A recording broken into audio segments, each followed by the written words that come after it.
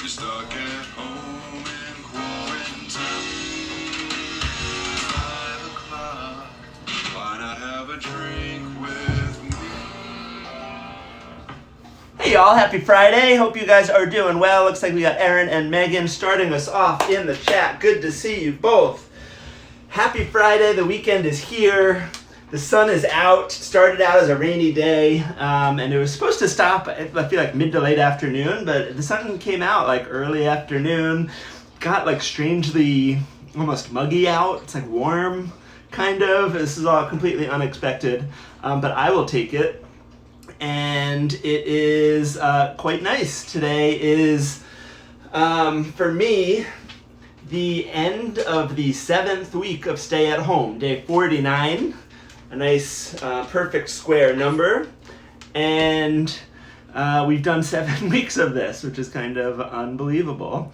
The news for Massachusetts today is the governor signed an executive order mandating the wearing of masks in all public places. I think New Jersey already did this. Everybody in the chat is from New Jersey, so you guys know better, or is in New Jersey, so you guys know better than I do. Looks like we have Tom Kelly in the chat also. Hey, Dad. Good to see you. So yeah, and I get little like text alerts from the governor about the different, announcements or things that are happening each day. And I appreciated the one about the masks today. The website that it sends you to is mask.gov/coveryourface, which I appreciated and enjoyed. So wear your masks in Massachusetts if you're out in public and you cannot maintain social distancing in both indoor and outdoor areas is the word on the street here. And April is over, so that is surprising too. It's May 1st. Stayed at home all of April, which is crazy. One of my accomplishments that I feel good about for April is I've been trying to get on the Peloton as often as I can. And I just looked at my stats from April, and I was on the bike 16 of the days in April. So I feel good about that. Peg Sampson joining the chat. Hey, Mom. Good to see you. And as we often do, I'm going to start off Friday night with an Amaro shot, which is my favorite thing to do. As I've talked about on previous Fridays, the sort of tradition among bartenders of 50-50 Amaro shots is something that is become a modern tradition. Helen in the background on her way to, I don't know what she's about to do, but something. And so the one we're gonna have tonight is it's actually not 50-50, so we're fudging it a little bit, but it is it's called a Maserati. So there's all these shots that are named after fast Italian cars, I guess because a lot of the Amaros or Amari are from Italy. But this is gonna be with Ramazzotti, which is kind of like a cola-like Amaro, and Mezcal, which is super interesting. And I had this once at this bar, the Nomad Bar in New York City. And when I ordered it there, they had a server who I ordered from first, and it wasn't on the menu, but I knew that the bartenders would know how to make it. And they were... he was at first like, wait, what is it? What's going on? And then he kind of wrote it down and went back to the bartender. And then a few minutes later, this manager comes and he's wearing a suit and he has this golden platter with nothing but my drink on it. So I clearly impressed somebody with my order of this Amaro shot, which again is the Ramazzotti and the Mezcal. And like I said, this isn't going to be 50-50 like a lot of the ones. Just because the Mezcal can be a little overwhelming. We don't want to overwhelm the Amaro. So instead, it is 1 ounce of the Ramazzotti and just half an ounce of the Mezcal. This was said to be invented at Mother of Pearl, which is kind of like a tiki bar downtown in New York City. I think it's on Avenue A and 6th. I want to say there's a couple great cocktail bars right around there, and they this was created there by one of the bartenders, and apparently they batch them in big jugs so that they can just pour them out nice and quickly. So I'm literally just gonna throw this in and give it a quick stir just to kick things off on Friday night. Happy Friday. That's really good. This mezcal is like super smoky, and so you get the sweetness of the Ramazzotti, of the Amaro, and then just this like smoky background to it, which is really good. Will Helen be wearing a big fancy hat on tomorrow's show? I sure hope so. I hope everybody's ready for Derby Day. My mint, Megan, I took your advice in preserving my mint. I have two preservation methods going on. One of them's in a Ziploc baggie. The other is in a cup of water, both in the refrigerator. And they look like they're doing okay, but we'll see tomorrow. They've made it 24 of the 48 hours that I need them to sustain. But I'm super excited for our juleps tomorrow night. And that's about it. Friday night. Looking forward to the weekend. Don't really have any plans. Not really going anywhere. If the weather holds out, we did make sure that we stocked up on firewood, so we might get a fire going in the fire pit if the rain holds off one of these evenings coming up, either tomorrow night or Sunday night. So fingers crossed that works out. All right. So we tonight are going to be making another Fernet Branca cocktail. Now, there are only a handful of, I would say, like essential Amaro cocktails featuring Campari, Fernet Branca, or another Amaro. We've made some of them.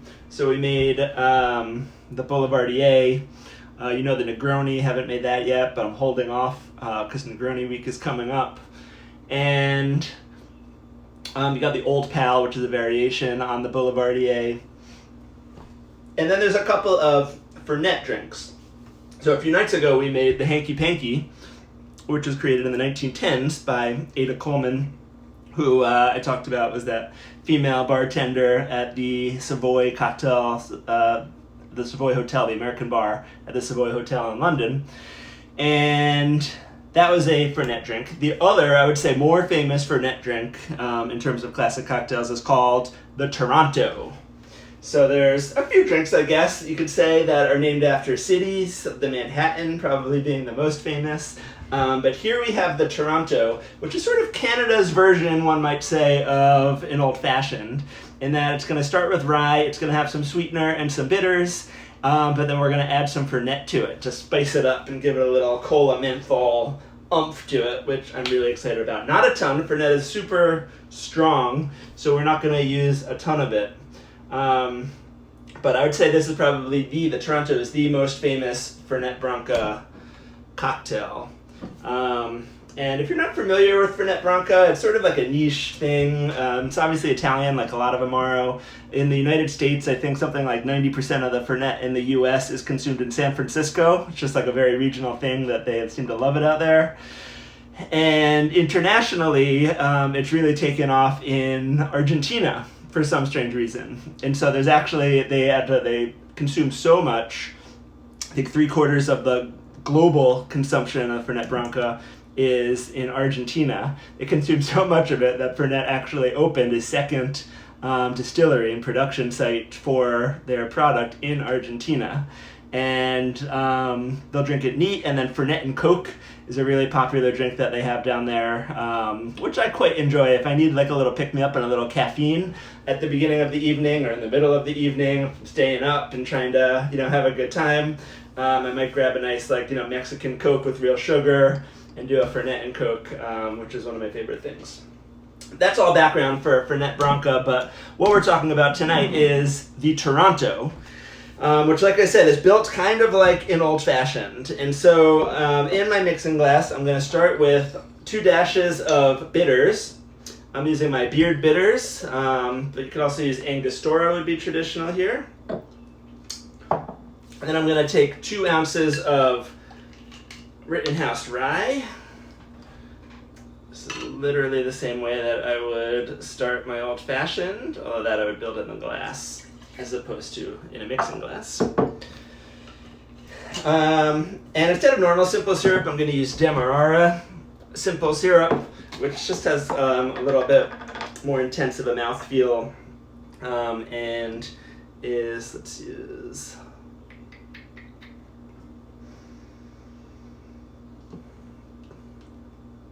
And I'm just going to use a 1/4 ounce of the Demerara simple syrup. And if we stop there, we basically have an old-fashioned, right? But what makes it a Toronto is the Fernet.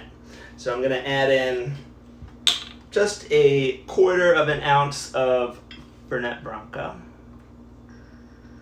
And this stuff is strong, so a little bit goes a long way. Otherwise, it'll overpower everything else. I'm just going to finish my shot here. Ah, so good.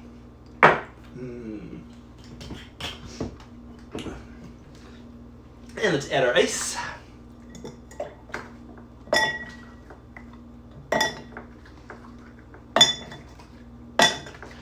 Beautiful.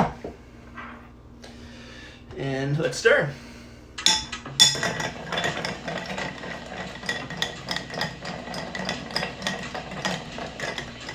Amy Tobin in the chat. Hey, Amy.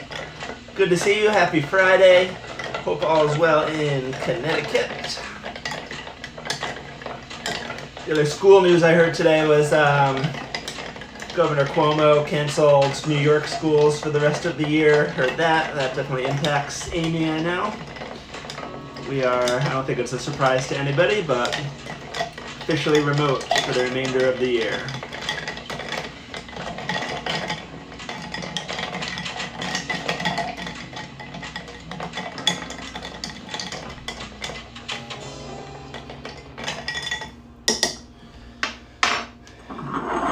We're going to strain into you can use a coupe, or I'm using this nice Nick and Nora glass.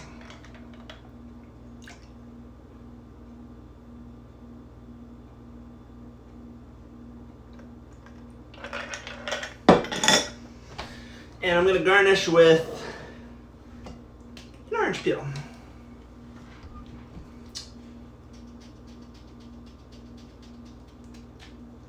A nice chunk of orange. Express the oils over the top of the drink. Get a nice rub around the rim. Smack it. And drop it in. And here we have the Toronto.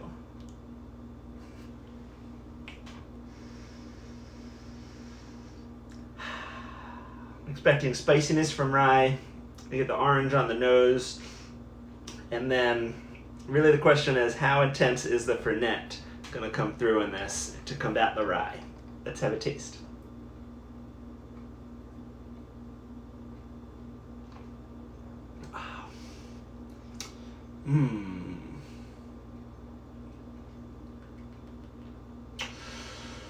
Whew, this is very good.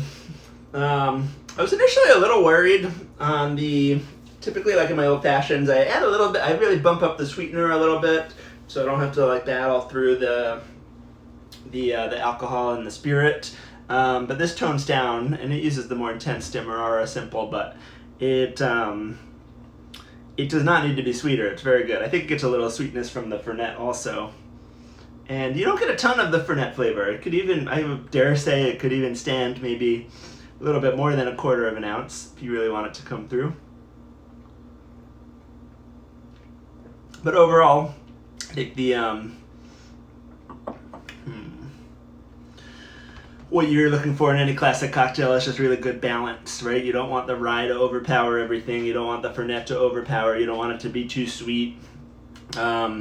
You want the bitters to come out and spice it up a little bit. And I think this achieves this really nicely. It's just a really nicely balanced cocktail. Most people, for a long time, when they were making this drink, they were using a recipe it was a 1948 recipe from a book called The Fine Art of Mixing Drinks, another one of these classic cocktail books, which has pretty much these same proportions that I just used for us today, and described it and labeled it as the Toronto. And that's probably one of the earliest versions of the Toronto cocktail with this name.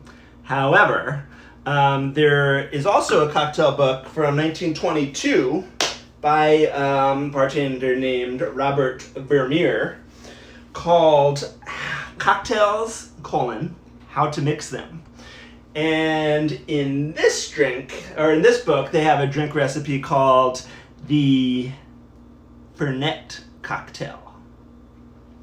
And when you look at the recipe for the Fernet cocktail in this book, it pretty much exactly matches this recipe that we just made for the Toronto. Interesting. Plus, in the notes next to that recipe, it says something to the effect of, this cocktail is much appreciated by the Canadians of Toronto. The Toronto. So I think you have to give credit really, and really have to take this drink back to the 1920s or even the 19-teens if it's showing up in a cocktail book that was published in 1922. So this is a cocktail I would characterize as having stood the test of time. Truly a classic cocktail. One can call it a pre-Prohibition era cocktail, although did they have Prohibition in Canada? I doubt it, right? Were people going over the northern border? That's something that I just have like no idea about. Was everybody just like hopping up to Toronto and drinking like crazy? Interesting. I don't know.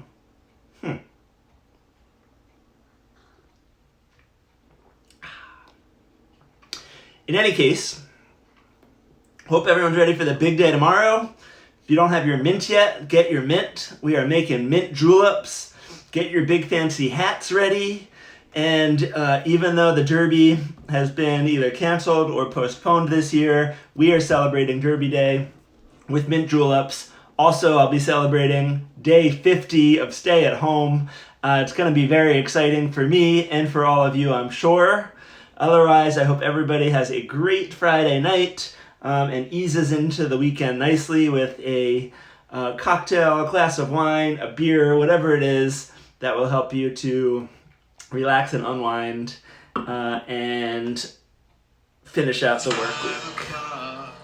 Why not have a drink with me? Cheers, everyone.